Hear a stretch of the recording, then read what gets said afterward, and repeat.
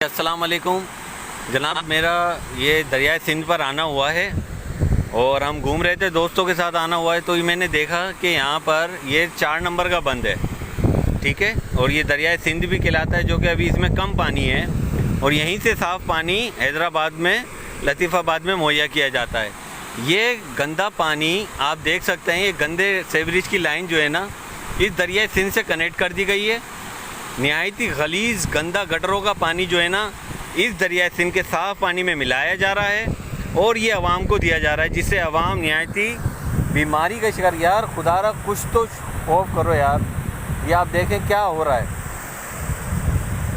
कोई खौफ खुदा नहीं है कि हम लोग क्या कर रहे हैं, किन हालात में हैं, कोरोना को रोते हैं, ये चीज़ें नज़र नहीं आ रही। कहाँ गए ये ड्यूटी करने वाले? किसने ये सारा जो है पास किया है, किसने इतना बड़ा ये निज़ाम को चला दिया है। अफसोस है, इमरान खान साहब से गुजारिश है, वज़ीर आज़म इमरान खान साहब से, कि इस पे एक्शन लिया जाए। और तमाम दोस्तों से गुजारिश है, बराए मेहरबानी इस वीडियो को ज़्यादा से ज़्यादा शेयर करें। ये देखें साफ़ पानी में सारा पानी आप देख सकते हैं।